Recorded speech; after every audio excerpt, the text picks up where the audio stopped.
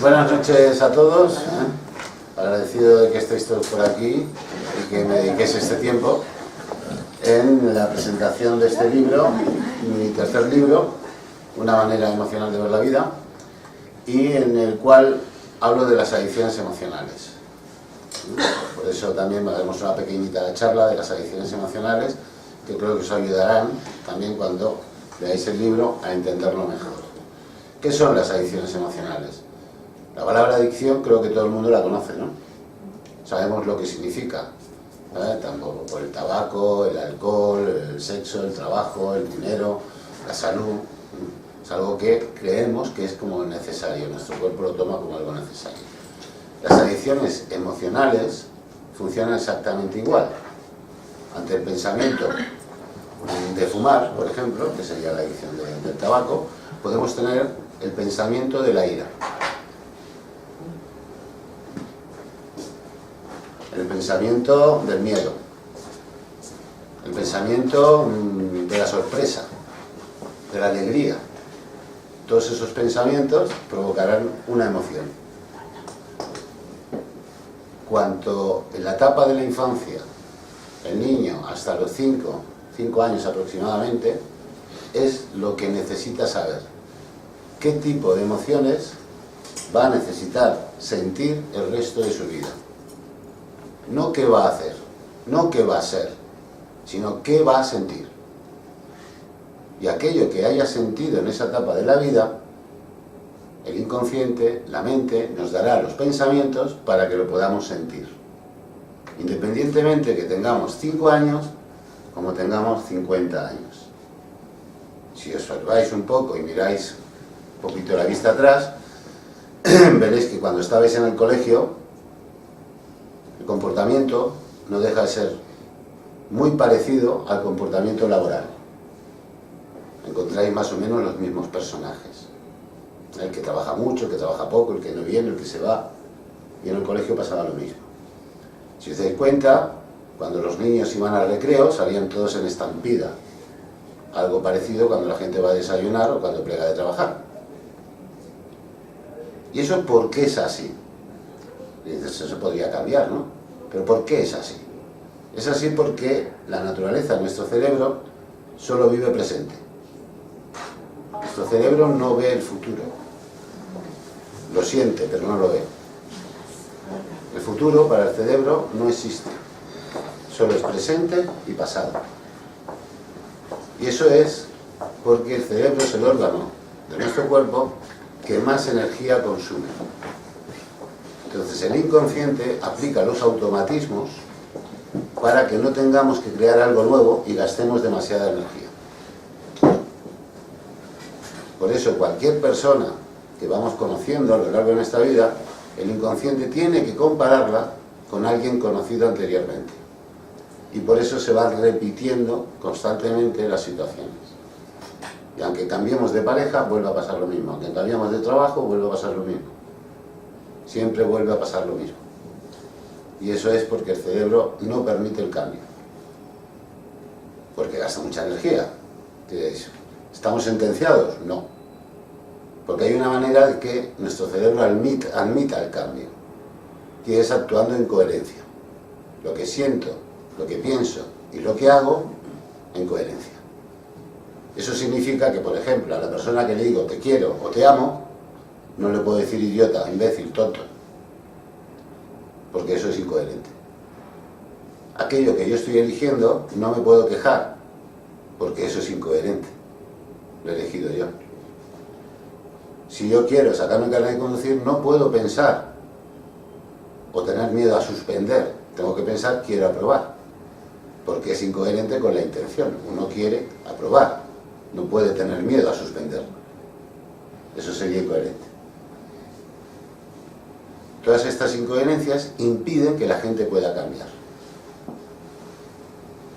Normalmente en un proceso, cuando se conoce a alguien, sobre todo en el tema sentimental, hay una situación que suele durar entre 6 y 9 meses, en que el inconsciente domina toda la situación. Y solo se ve la parte positiva de la otra persona. A partir de ahí, después, a partir de los 8, entre 6 y 1 año, se vuelve a repetir el mismo proceso. Por eso normalmente las relaciones siempre suelen acabar igual. Es por un tema mecánico, es inconsciente. Ya sé que os puede sonar un poco extraño, pero realmente es así. Y cada vez más la ciencia va corroborando esto que voy hablando ahora. Por eso la etapa de la infancia es fundamental. Aquí pongo un ejemplo, que es cuando los padres discuten, ¿no? Y entonces muchas veces dicen, no, que el niño no lo vea, que el niño... ¿no? Para que no repita lo que está viendo. El niño en aquel momento, teniendo en cuenta que el niño este tiene 2, 3, 4 años, este niño imaginario, el niño no está viendo que están discutiendo. Lo que él está necesitando saber es cómo expresar la ira, que es la que está viendo en sus padres, por ejemplo. Entonces sabrá en un futuro que una manera de saciar mi ira es buscar una discusión. Y son las típicas personas que ya podemos llamar broncas. Necesitan la ira. Claro, ahora imaginaros, por un momento, durante los 5 o 6 primeros años de la etapa del niño, la cantidad de normas y reglas que se le ponen. Resumiendo esto, diríamos que en esa etapa el niño vive más tristeza que alegría. Vive más sufrimiento que felicidad. Entre la etapa de la guardería, la etapa de empezar el colegio, toda obligación no la vive bien. Por lo tanto, el resto de la vida voy a necesitar más sufrir que ser feliz. Y yo lo he englobado, emociones de sufrimiento. Cuando nosotros pensamos lo que ha pasado, no nos damos cuenta y lo volvemos a vivir, lo cual significa que es actual para el cerebro. Por eso muchas veces las personas no pueden salir del bucle en el cual se han metido, y es por el propio recuerdo. Para la mente, un recuerdo es actual. Por eso yo siempre aconsejo que cuando vayáis a un sitio, pensarlo como sorpresa, no tengáis expectativas, porque entonces será nuevo. Si no, será viejo, enseguida. Las sensaciones veréis que son las mismas. A la mayoría estoy seguro que os gustan las montañas y os produce una sensación de paz, ¿bien? Una buena sensación. Cuando vais por ahí, fuera de Andorra, seguro que veis unas montañas y sentís lo mismo. No es esa montaña, es el recuerdo de lo que es una montaña lo que os hace sentir. Vosotros pensad en el pasado y veréis que sentís lo mismo.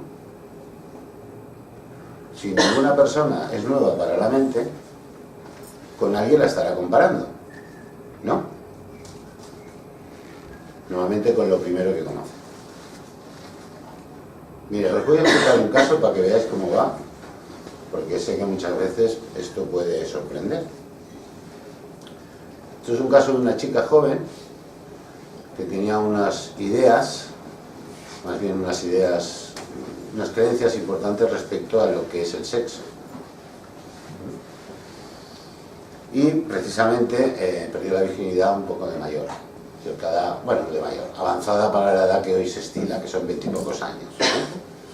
Bueno, pues esta chica, cuando tuvo la primera relación sentimental relacionada con el amor, no la primera, sino la segunda, pues inmediatamente desarrolló una enfermedad que tiene un nombre un poco complicado, pero para que resumir, hay un músculo en la vagina que impide la penetración. Se desarrolla un músculo e impide la penetración. No sé qué, tiene un nombre extraño. Bueno, esto lo desarrolló después. Tratándola, estuvimos hablando, buscando el primer recuerdo sobre el primer conocimiento que habría del sexo, porque tiene que haber siempre un primer conocimiento. Ella llegó a los 6 añitos y se acordaba de una cena de televisión en la cual estaban practicando sexo, la postura del misionero, y con 6 años dijo textualmente: eso jamás lo voy a hacer yo. 6 años. Cuando una persona dice que esto es una copa, que esto es una botella, que esto es un bolígrafo, que esto es un libro, anteriormente ha habido un conocimiento previo, ¿no? Alguien nos ha tenido que decir por primera vez que esto es un bolígrafo. Si no, no sabemos lo que es. ¿Estáis de acuerdo? cuando esa niña tiene una opinión a los 6 años de que eso no lo haré, significa que ya lo había visto. ¿Y de qué manera lo podía haber visto para que dijera que eso no lo haría? Pues da la casualidad que a los 8 meses de nacer esta niña, la madre sufrió un aborto de 4. Lo cual indica que solo pasado la cuarentena, enseguida practicaron sexo, y es muy probable que la niña, durmiendo en la cuna, viera cómo sus padres hacían sexo y cómo la madre no quería. Y aquello la traumatizó, porque nunca quiso ir a la cama de los padres. Eso puede quedar en el recuerdo. Y sale ahora, con 20 y pico de años, cuando empieza sus relaciones sexuales. Antes no. Como este ejemplo hay muchísimos. Siempre buscando el primer momento, el primer recuerdo en el cual uno ha sentido esa emoción. Sea la que sea. Porque hay una diferencia, que también hablo aquí, entre las emociones y los sentimientos. Vosotros os daréis cuenta que las emociones vienen sin pensamientos, ipso facto, sin más. En cambio, los sentimientos vienen a través del pensamiento. Sin pensamiento no hay sentimiento.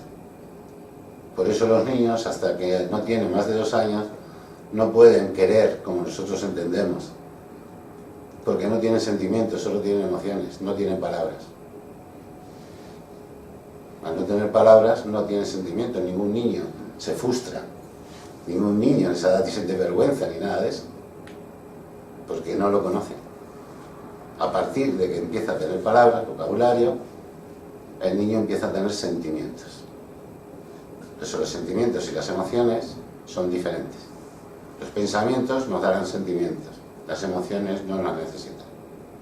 Por eso podéis ver a los niños y eso lo demostrará. Y cuando son pequeños lloran, ríen, escupen, hacen ascos y poco más. Y poco más. Después es cuando empiezan a ponerse un poco pesadetes, ¿no? Pero siempre sonriendo, ¿no? Porque precisamente ahora viene Navidad, que son las fechas que todo el mundo piensa en los niños. A ver cómo van a hacer la sonrisa del niño. ¿Por qué buscamos tanto la sonrisa del niño? Pues porque dentro también tenemos otro. Y está demostrado que la salud, nuestra salud, depende de los bloqueos emocionales de este niño interior. Como vive el niño de pequeño todo, es como vivirlo luego. Quiere decir que si el niño las obligaciones las vive mal, nosotros en el futuro todas las viviremos mal. Podremos ser o no conscientes de que lo vivimos mal, porque muchas veces vamos a trabajar, ¿verdad? Lo tenemos normalizado. Lo tenemos normalizado, ya no lo sentimos, pero eso no quiere decir que el niño no lo viva así. De todos los pensamientos que tenemos, somos solo conscientes de un 7%. El resto son todos inconscientes. Todos. Por eso muchas veces dicen, ay, esto parece que lo haya visto todo antes, o lo he vivido antes. Es probable, porque el inconsciente graba todo, pero el consciente solo graba una pequeña parte. Por eso muchas veces podemos pensar que son intuiciones, cuando en realidad podríamos decir que es una estadística del inconsciente, que ha visto lo que el consciente no ha visto. Podéis irme preguntando cosas sobre al respecto de esto de los niños, porque supongo que todos tenéis hijos, o nietos, o cositas de estas, ¿no? Es muy importante cómo lo viven ellos. Es fundamental que se diviertan. No que se desmadren, ¿eh? Que se diviertan. Desmadrarse no, divertirse sí. Hay que enseñarles a que se responsabilicen. No obligarlos, sino a que se responsabilicen. Y hay una manera, que es bastante simple. Motivarlos. ¿Verdad que vosotros cuando algo estáis motivados no pensáis en nada más que decir, venga, vamos a hacer aquello? Hay que motivar, más que mandar y prohibir. Siempre que prohíben, el niño se lo va a querer saltar. Es así. porque no nos gustan las prohibiciones por naturaleza, le vamos a querer saltar. Ahora, si lo responsabilizamos, no.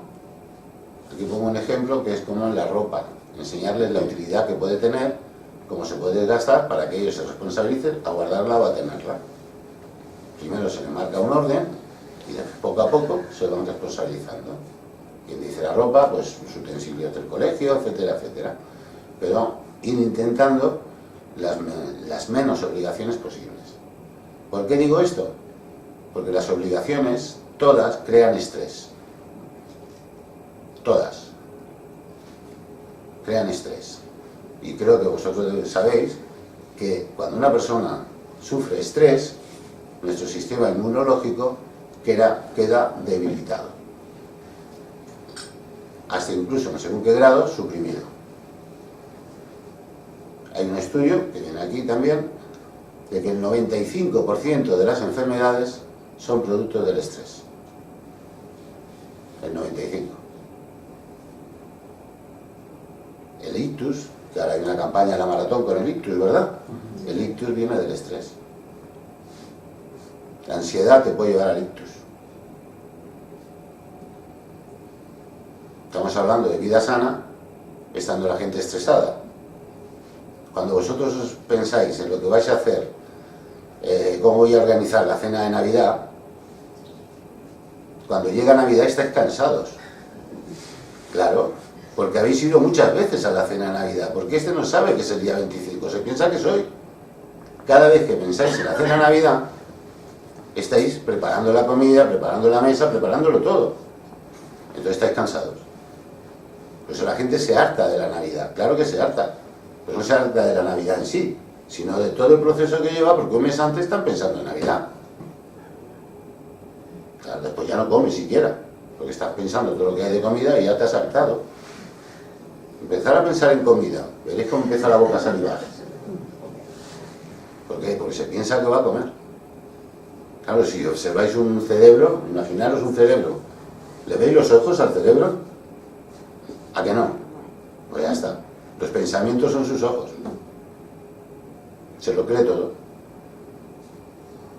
Por eso podéis estar tranquilos, si empezáis a pensar en algo, os agobiáis. Se ha ido el niño de discoteca, ¿qué pasa con mi hijo? Y me pongo nervioso a ver qué le va a pasar, ¿no?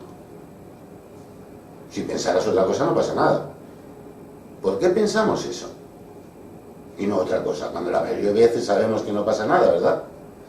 Pues porque necesitamos sentir el miedo. Necesitamos crearnos buenos padres, porque esas creencias también están. Y entonces lo único que hacemos es no pasar página.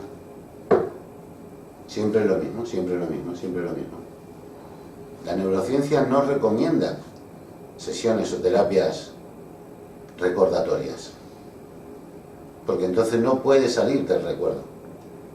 Los recuerdos hay que dejar que se vayan diluyendo, poco a poco, que se vayan diluyendo, y ir activando recuerdos positivos, porque ya que nuestro estado emocional es el que marca nuestra salud, debemos intentar responsabilizarnos de los pensamientos para evitar tener problemas de salud. Cuanto más seguridad se busca a nivel de la salud, cuanto más prevención haya, mi opinión es que es a peor, porque cada vez la gente será más hipocondríaca. Al inconsciente le da igual que sientas miedo porque vas a una entrevista que sientas miedo porque estás esperando el resultado de un análisis. Lo que le importa es que sientas miedo. Cuando en tu vida hay mucho tema de salud, posiblemente te volverás hipocondríaco, porque aquello te hará sentir aquello que necesitas sentir. Si os fijáis, en muchas familias los hijos siguen pasos en negocios y en actividades de los padres, porque es lo que conocen. Hay muchos hijos de médicos hipocondríacos, o todo lo contrario, porque se habla mucho de la salud, demasiado, demasiado. Cuanto más se previene, cuanto más pastillitas, cuanto más medicamentos, cuanto más química le metemos al cuerpo en todo esto, nuestro sistema inmunológico se vuelve vago, lo cual es malo, muy malo. Cuando los niños se les prepara tanto, como si se tienen tantísimas precauciones y se le da medicación, su sistema inmunológico no va a evolucionar como debería evolucionar para defenderse. Después esos niños necesitan mucha medicación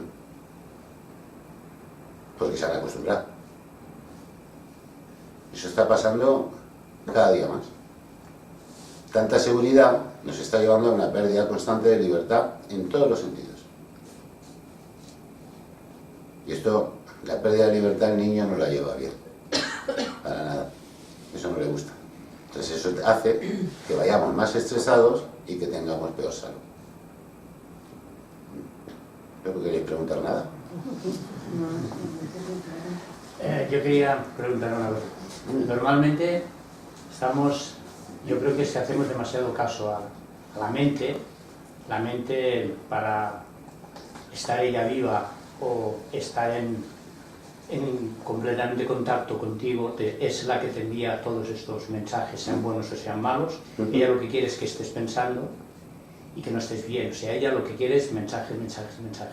Yo creo que cuando eres consciente de qué es lo que te interesa, del pensamiento, de lo que, no sé si me explico, sí. Si lo que me interesa es bueno o es malo, o sea, le dices a la mente esto sí, esto no, lo aparto, lo dejo pasar.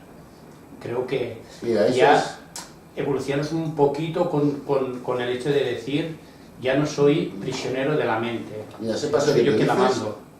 Es cuando nos equivocamos muchas veces para llegar a eso es fundamental, llegar a que todos los problemas los da el pensamiento, no las personas. Cuando nosotros vocalizamos como que el trabajo nos agobia, ya estamos hablando mal, porque no lo estamos diciendo bien. Lo que pienso del trabajo sí me agobia, pero el trabajo no. ¿Cuántos no habéis dicho que los móviles os agobian? ¿Verdad que lo habéis dicho? ¿Cómo os puede si no habla? ¿Cómo os puede agobiar? Mi pensamiento al respecto sí que me está agobiando. Como lo que hablaba hace un momento de la preocupación del hijo que se va de fiesta, o la preocupación del marido que se ha ido a viajar, o la mujer que se ha ido a algún lado. Ellos no. Es nuestro pensamiento el que nos está agobiando, el que nos está haciendo sufrir, el que nos está preocupando. Pero ellos no.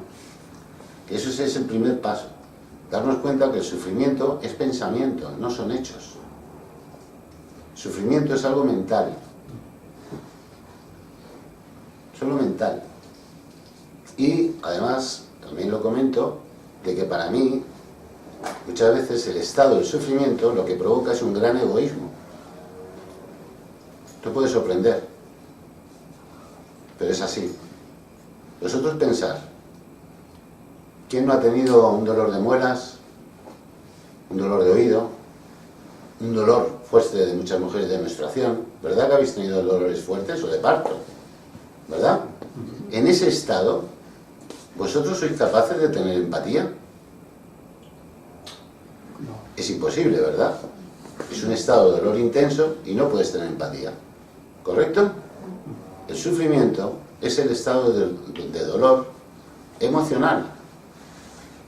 Es un estado de dolor emocional. Pues como está el estado de dolor emocional, tampoco tiene empatía. Y si no hay empatía, no hay amor.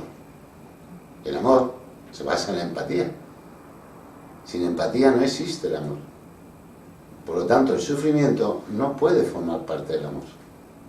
El dolor sí, pero el sufrimiento no. O no es egoísmo cuando uno se pelea con otro, o discute más bien, exigirle que a la otra persona no lo llame o no la llame porque me molesta. Yo creo que eso se llama egoísmo, ¿no? Le estoy exigiendo al otro que haga, o a la otra, que haga algo que yo soy incapaz de hacer. Eso se hace mucho, ¿verdad? Pues eso se llama egoísmo. No tiene nada que ver con el amor. ¿De dónde sale esta creencia? Pues de como hablo en alguno de esos otros libros, de lo que denomino las tres Marías: la preocupación, el sufrimiento y el sacrificio. persona que se sacrifica, se sobreentiende, hay una creencia, yo creo que es un dogma, de que el que se sacrifica por los demás es una buena persona. Esa creencia, ¿verdad?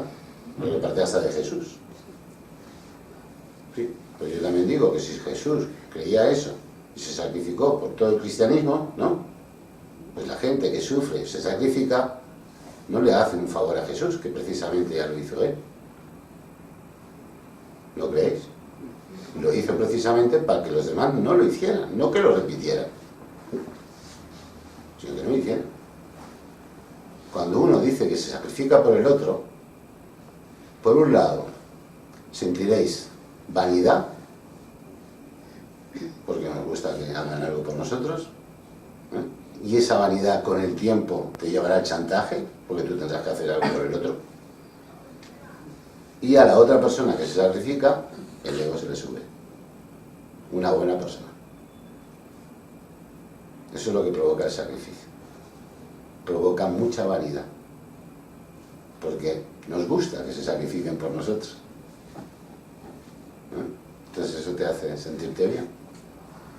Pero claro, la otra persona ha renunciado a algo por ti. Pero ¿no creéis que eso también lo hace libremente? ¿No? Entonces hay sacrificio.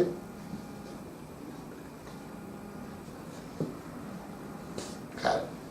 Si los padres no hacen todo lo que pueden por los hijos, se quedan mal, ¿no? ¿Y eso se llama sacrificio? Yo diría que es renuncia. Pero es una renuncia responsable y voluntaria. Por lo tanto, no tiene mucho que ver con el sacrificio. Cumplir con tu responsabilidad no creo que sea ningún sacrificio, porque se supone que uno elige libremente. ¿No? O sea, son cosas para cuestionar. Para cuestionarse mucho, porque la mayoría de pensamientos van en esta línea, en esa preocupación, en ese sufrimiento y en ese sacrificio. Por la teoría de que la persona que sufre se sacrifica es buena persona. Eso es yo creo que es un dogma. Está repetido de siglos en siglos, ¿eh? Que tiene mucho que ver las religiones, etc. Pero yo pienso que viene por ahí, esa idea. Claro, la gente todo esto que estamos hablando lo podéis cuestionar, podéis creer las ideas, pero si queremos cambiar alguna idea, tenemos que crear otra y dejar de practicar esa idea. ¿No? Porque si no, no vamos a poder cambiar. Cuando se actúa en coherencia, nuestro cerebro admite el cambio. Y entonces crea una nueva realidad del mismo hecho. Si todas las cosas, creo que en el fondo, si habláis unos con otros, veréis que más o menos todo el mundo ha pasado vicisitudes muy parecidas. Separaciones, rupturas, muertes, engaños, de todo, más o menos. Uno lo viven de una manera y otro lo viven de otra, ¿correcto? Lo cual está diciendo que se puede vivir como cada uno crea que se puede vivir. Por eso es la frase esta que utilizamos mucho ahí, ¿verdad? Lo importante no es lo que pasa, sino cómo lo vivo. Cualquier hecho se puede vivir de muchas maneras, ¿eh? Entonces tenéis que cuestionar cuando un hecho no lo vivís bien, porque habrá otra manera de vivirlo, seguro. Lo que posiblemente a lo mejor no tiene ni conocimiento ni lo has visto, pero lo habrá. Todas aquellas maneras de vivir que tengan que ver con el sufrimiento, habría que cuestionarlas. Hasta el propio sufrimiento en sí. De todo esto de lo que hablo aquí, en el libro. Y pongo una serie de ejercicios para que se pueda practicar. Ahora, para practicar alguno de los ejercicios, y uno que recomiendo siempre es la meditación y no quejarse de nada. Son dos ejercicios fundamentales. Y otra cosa fundamental, practicar mucho sentido del humor. Sentido del humor. Ante cualquier circunstancia, sentido del humor. El sentido del humor ayuda a aceptar las cosas. Y al final, con el tiempo, de lo que nos acordamos, son de las cosas buenas. porque hasta nuestro propio inconsciente no quiere tener malos rollos, y entonces nos trae buenos recuerdos. Para tener un mal recuerdo lo tenemos que estar totalmente rememorando, y entonces se queda. Si no, no se queda, si no tiende a irse. Esto también lo veis en muchos sitios, que se habla mucho de vamos a preparar esto, vamos a preparar aquello, vamos a preparar lo otro, la gran fiesta. Muchos preparativos, ¿no? Se hace la fiesta y al cabo del tiempo no nos acordamos nada de la fiesta, solo nos acordamos cómo nos lo pasamos. Cómo nos lo pasamos, cómo nos sentimos en la fiesta. Y ahí ya tenemos otra prueba de que lo que es importante es cómo sentimos las cosas, que es lo único que va a importar, cómo nos sentimos. Y eso es fundamental, intentar educar el pensamiento para podernos sentir como deseamos sentirnos, que supongo que es en felicidad.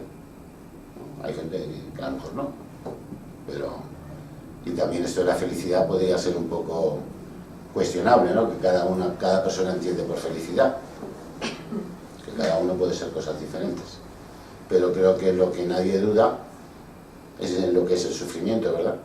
La felicidad podríamos discrepar unos y otros, pero el sufrimiento no. No creo que a nadie le guste sufrir, ¿verdad? No sé.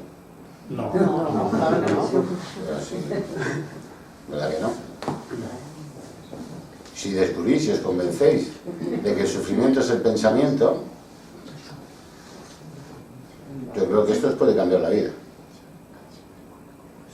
Pero tenéis que convenceros vosotros de que el sufrimiento es pensamiento y no culpabilizar a los demás de ello. Mira, hay un sentimiento que es muy dañino, que es el orgullo. El orgullo es muy dañino, porque el orgullo impide reconocer los errores.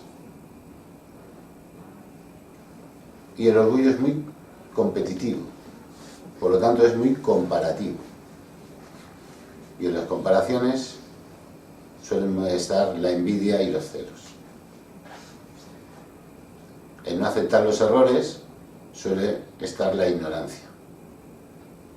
Por lo tanto, el orgullo te mantiene ignorante y envidioso.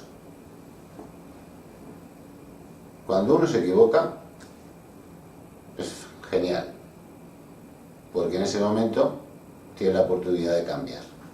Mira, recuerdo el caso de una anécdota de un chaval que tenía en sesiones, que era motorista y corría, probaba motos. Y ahí en el circuito de Montmeló iba probando motos y tal. Y un día llegó muy enfadado porque uno de los chavales, un mecánico, uno de los chavales que estaba allí, pues no había apretado lo suficiente un tornillo de frenada y se estampó en una curva. No pasó nada, pero se estampó, ¿no? Y estaba enfadadísimo. Y le pregunté qué hice con el chaval. Dice, pues lo que voy a hacer, echarlo. Digo, pues fatal, te has equivocado. Dice, ¿por qué me he equivocado? Digo, ¿tú sabes ese chaval el susto que se ha pegado de que te podías matar? Se quedó pensando, digo, hombre, no había caído. Digo, ese chaval no deja un tornillo flojo en toda la vida. Digo, ese es el mejor que podías tener para apretar el tornillo. Porque el susto que se ha pegado no se va a olvidar. Sin embargo, la primera reacción era largarlo. Me da cierto esto. Cuando uno comete un error importante, no lo vuelve a cometer. Precisamente por eso. Porque tiene un recuerdo que no le gusta. Ese recuerdo que es un rechazo, ¿verdad? Eso se llama aversión. Y eso es una de las emociones del niño. Básicas. El asco, la aversión. Nosotros sentimos rechazos por algo que nos ha hecho pasarlo mal. Esa emoción de rechazo es aversión. Es una natural del niño. Cuando hay un recuerdo malo, sentimos rechazo.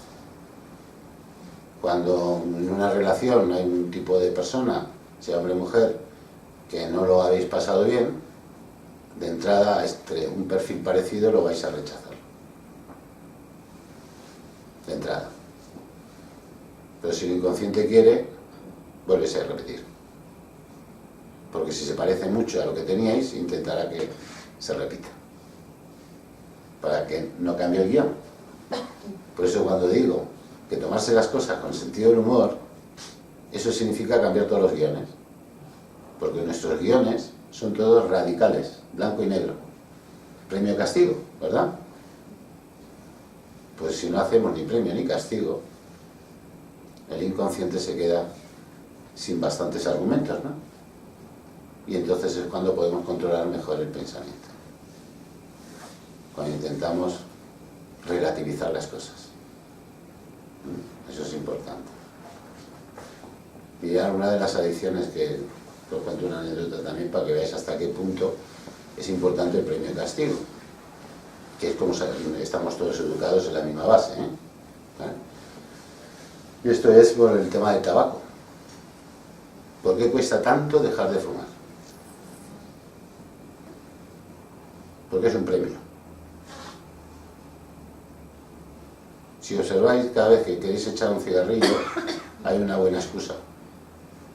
Termina de comer, ha acabado el trabajo, he terminado de hacer esto, ahora un cigarrito. Siempre hay una excusa de este tipo, del cigarrito. Eso significa un premio. ¿Habéis observado que la mayoría de gente que deja de fumar, o intenta dejar de fumar, lo suele suplir con chucherías y dulces? ¿Habéis observado eso? ¿Y cuál es el premio de un niño? El dulce. Y de algún mayor también, ¿eh? Es que se queda ahí, se queda ahí. Luego engordan porque ha dejado de fumar. No, es que el niño, como necesitamos premiarnos, y el niño tiene asociado, asociación de ideas, que el dulce es un premio, porque le damos el chupachú. ¿Os acordáis del quiz con el chupachú? Pues cuando dejas de premiarte con el tabaco, te tienes que premiar con el dulce o las chucherías. Por eso la mayoría de gente engorda o después tiene problema de diabetes, por tanta azúcar, y de caries. Pero es porque está asociado al premio. Es mental. Por eso cuando intentáis vivir sin esos premios castigos, sin castigos, cuidado, los juicios suelen ser castigos. Cuando en lugar de opinar, criticamos. Estamos castigando, ¿eh? Automáticamente vendrá un pensamiento de castigo hacia nosotros. No hace falta que nadie nos critique, nos lo hacemos solo. Para el inconsciente es igual que te lo diga aquella persona que te lo digas tú. Al contrario, si te lo dices tú todavía es más fuerte. No os insultéis, no hagáis eso nunca, deciros tonto, ay qué tonto, qué imbécil, ay qué... No hagáis eso. Porque lo único que estáis haciendo con eso es ratificar la creencia del niño que tiene sobre vosotros. Yo he encontrado casos de chavales que se han creído tontos, chavales y chicas y chicos, y sacaban de nota media un 8. Pero se seguían creyendo tontos porque el hermano sacaba un 10. Y esa etiqueta se le quedaba, entonces nunca veía las buenas notas, solo veía cuando sacaba un 6. Entonces sí. Porque ya tenía la etiqueta de pequeño de que era tonto. Al torpe se le caen las cosas, o el que no es muy agraciado de pequeño, pero luego es de mayor, nunca se lo cree. Siempre se lo tienen que estar diciendo, pero por mucho que se lo digan, no. El que cree que es vago, aunque trabaje 24 horas al día, seguirá creyendo que es vago. Y así sucesivamente. Las etiquetas que se le ponen al niño durante la educación se mantienen toda la vida. Todo esto que os cuento, os digo, me baso en los 20 años que llevo más trabajando la mente ahí. Entonces, estas más de 20 años que estoy con ello, y te vas dando cuenta de que todo el problema te lo provoca el pensamiento y se puede solucionar a través del pensamiento, pero que radica en la base, en la educación. Además, se sabe hoy en día que no solo tenemos los traumas emocionales de la educación, sino que también traemos traumas epigenéticos de nuestros ancestros, de los abuelos, bisabuelos, tatarabuelos. Yo tengo ahí el caso de una familia, hasta la tatarabuela, que no hay hombres. Todos mueren. Todos. a una edad que no corresponde cuando digo esto, ¿eh?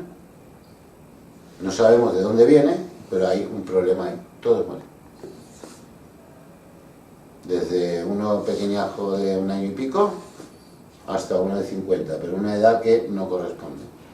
Entre primos, tíos y todo, mueren. No hay ninguno mayor. Eso puede provocar con el tiempo de que los de ahora, una jovencita de ahora, pues nunca tenga pareja. Porque su inconsciente sabe que si tiene pareja hay el riesgo de que muera. Entonces no tiene pareja. Si su inconsciente cree que puede haber el riesgo de morir al tener un hijo, no tiene hijos. Y así sucesivamente, ¿eh? Y en el caso este, ¿cuál, según usted o tú, sería el cambio conveniente para esta persona? Encontrar, que pudiera tener una pareja y hacer su vida encontrar normal. por qué es esto, por qué sucede. Y hay maneras, ¿eh? Porque está grabado. O sea, el que venga digamos, de 200 años atrás, que puede ser, ¿sabes? De 1800 finales, no quiere decir que no se pueda desmontar. Lo que pasa es que se tiene que ir retrocediendo. Está grabado en el inconsciente. Entonces hay que hacer una serie de ejercicios, algunos utilizan la hipnosis o otros ejercicios que vaya poco a poco retrocediendo, obligando al inconsciente a que abra esa puerta. Y en el momento que se abre, la persona lo nota. Como aquello que estáis con un problema, ¿sabéis? Y dice, ¡oh, hostia, ahora lo veo! ¿Eh? Y en ese momento se va. Eso sería lo que se habla del karma. Estáis como un karma. O ser consciente. No, el karma viene todo inconsciente. Lo tienes que pasar al consciente para trabajar. No, pero me refiero a ser consciente Sí, del problema que tienes. Sí, cuando ya tiras por un lado, tiras por el otro, esa chiquita que os hablaba antes del tema del sexo, pues ha dado 20.000 vueltas. 20.000 vueltas y no hay manera.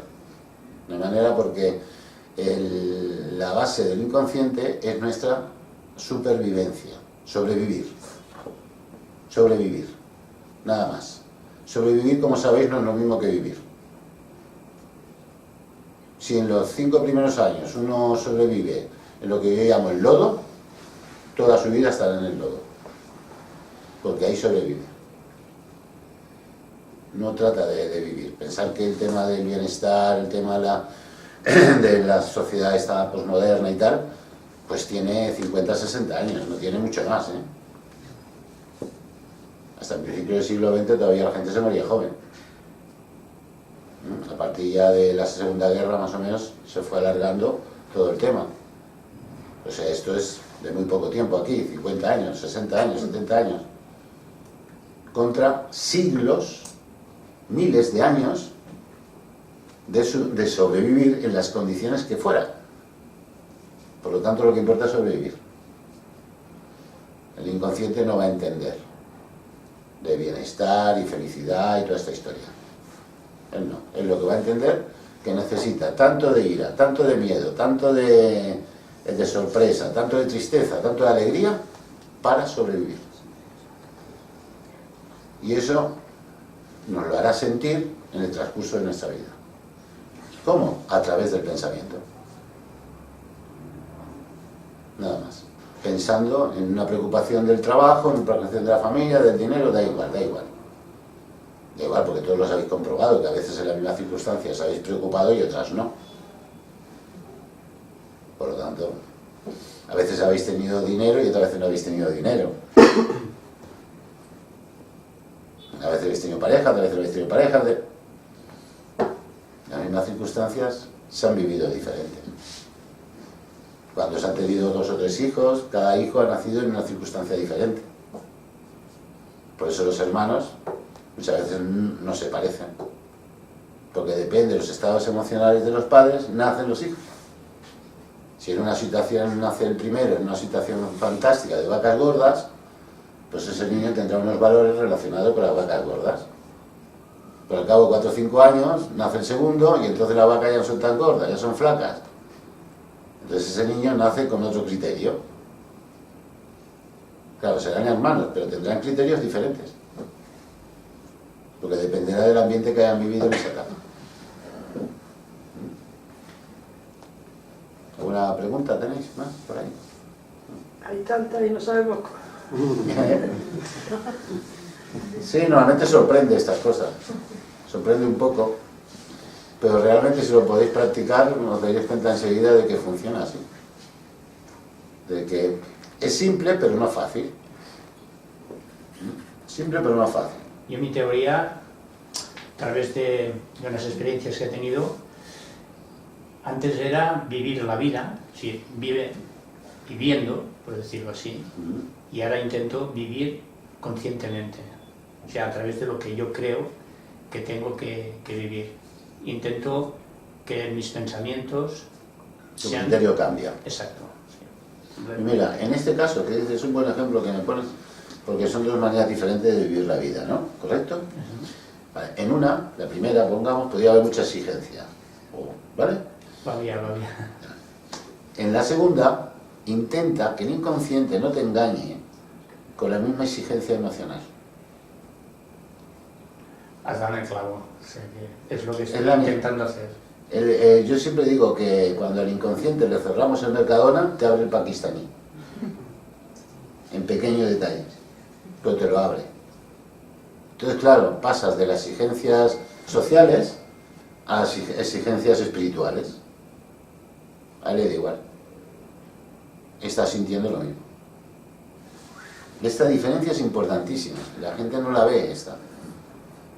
Cambiamos de un bando, ¿no? Decimos, va, dejamos la vida tan estresante, material, no sé qué, no sé cuánto, y vamos a llevar una vida más sana, más espiritual, más tal. Y entonces nos estamos exigiendo meditar, nos estamos exigiendo enfadarnos, nos estamos enfadando porque aquel me ha dicho no sé qué me ha sacado de la meditación o de lo que sea. Estamos volviendo a sentir lo mismo. Lo único que hemos cambiado ha sido el escenario. Antes estamos en plena Andorra la Bella y ahora parece que nos vayamos a Nirvana, porque estamos exigiéndonos tanto en el Nirvana como en Andorra la Bella. Eso no puede ser. Por eso el inconsciente nos guiará. Tenéis que observar que las parejas siempre se suelen parecer al padre y a la madre. Siempre se parecen. Por algo lógico, el inconsciente solo busca lo que conoce. Pero no físicamente, sino el criterio que tenga. Por ejemplo, una mujer tiene un criterio de un padre trabajador que está fuera de casa, pero que es muy trabajador, etc. Pues al poco tiempo de estar con su pareja, verá que su pareja, que estaba trabajando en un sitio quieto, pues le trasladan y empieza a moverse. Muy trabajador y tal, igual que el padre. Veréis que son los mismos valores. Y hasta incluso, repetiréis, en los abuelos. ¿Y por qué no puede cambiar esto? Porque el inconsciente no quiere cambio. No quiere de ninguna manera el cambio. Hay que obligarlo al cambio.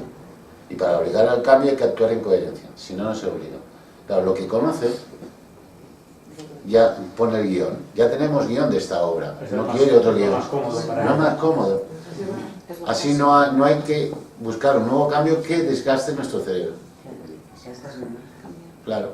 Todo lo que sea el cambio lo rechaza. ¿Que es por miedo o por...? Por miedo o por pensamiento. Es porque le hacemos, en realidad, Judith, es porque le hacemos caso al pensamiento. Que empieza con los y sís, y si esto, y si aquello, y si lo otro, y automáticamente te vuelve a llevar al mismo sitio. Si un niño de pequeñito, pues en una fiesta, están mucho por el hermano, no están por él, pues este niño después cree que no lo tienen en cuenta. Y por mucho que lo estén llamando y tal igual, seguirá creyendo que no lo tienen en cuenta. Le pasaría lo mismo que aquel de las notas, lo mismo. Y esto es muy complicado de observarlo, porque cuando hay varios hermanos y demás, los padres pueden estar ocupados en muchas cosas, y el niño en aquel momento siente la necesidad de decirle algo al papá o a la mamá, y en aquel momento el papá o la mamá lo rechaza, le crea un pico emocional, y ese niño necesita sentirse rechazado, aunque suene mal. Y entonces va a elegir personas para que lo rechacen. ¿Qué es lo que ha vivido? ¿Qué es lo que sabe gestionar? Ser rechazado. Si lo ponen en la trona castigado, es fácil que sienta abuso. Entonces creerá que los demás se aprovechan de él. Eso pasa a muchos hermanos pequeños con los hermanos mayores. que los hermanos mayores, entre comillas, putean a los pequeños, y entonces ya tenemos el lío. Sienten abuso. Esto suele pasar. O al mayor, mucha exigencia, porque este tiene que ser no sé qué, no sé cuánto, y se acaba con una depresión y un estrés de la hostia, de tanta exigencia, porque tiene que mantenernos, bla, bla, bla, bla. Todas estas historias, si se observan, encontraréis un sentido. Bueno, ¿tenéis alguna pregunta? Porque no sé cuánto rato llevo hablando. ¿Qué hora es? Ah, lo escribe, ya llevo casi una hora. Tú.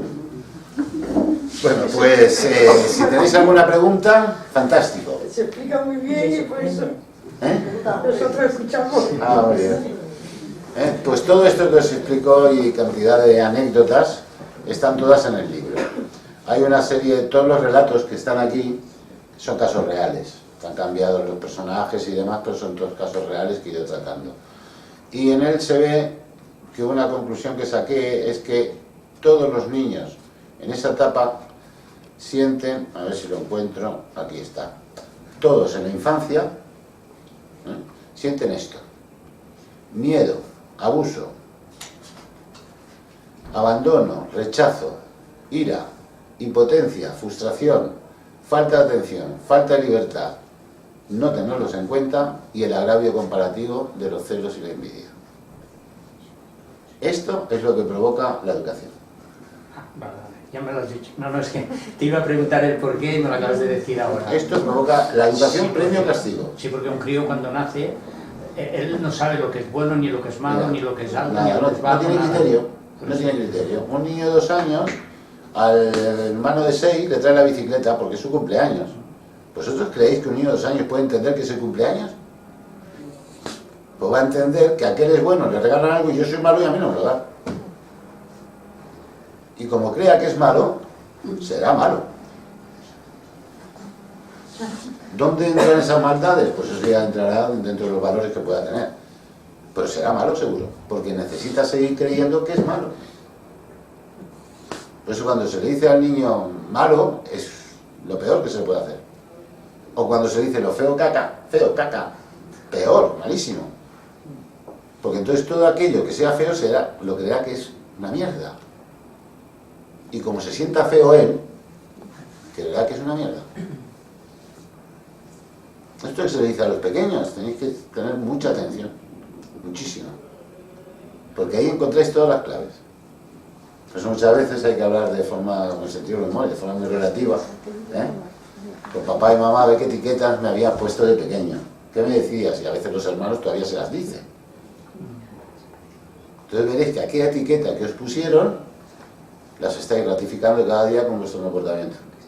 O vuestros pensamientos. Aquel que le dijeron que era un derrochador, pues siempre va a creer que malgasta el dinero. Aunque no sea así. O al revés. Le dice que es muy así, siempre va a creer que es así, aunque esté gastando dinero. Es algo muy inconsciente.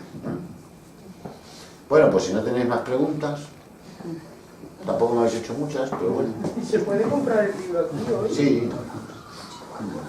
Todos los libros hemos traído una caja. Pues todos los que queráis el libro, vais pasando por aquí. Y por mi parte, si no tenéis más preguntas, pues creo que ya os he podido explicar bastante cómo. Todo el día. Todo el día. ¿Sabes? Además, ponéis poder contacto con nosotros, estamos en Barcelona, en el centro, y aparte ahora a partir de enero tendremos a partir de enero comunicación online. ¿Ah, sí? ¿Ya? Sí. Vamos a empezar con la comunicación online porque de aquí a una para allí cuesta más alto. Bajar y subir, entonces podremos hablar online. Será una manera de poder potenciar todo eso. A lo mejor haremos las sesiones y las cartas y todo esto presenciales, pero online también, para que se pueda. Entonces es fundamental la presencia, porque algo que no he comentado es el lenguaje no verbal. Que si algo entiende el niño, este niño que tanto hablamos, es del lenguaje no verbal. Él sabe cuando le estoy mintiendo. Por la cara. Por eso sabemos que Rajoy miente mucho cuando hace así siempre.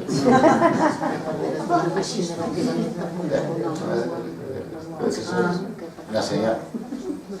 Sí, los brazos, ¿no? Sí, el lenguaje no verbal no se puede evitar.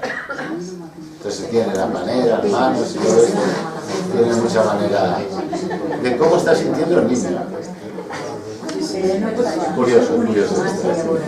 Pero bueno, por mi parte nada más. Y espero que... Así lo comentamos. Digo que por mi parte nada más y espero que os haya servido un poco la pequeña charla que os he dado. Pues muchas gracias a vosotros.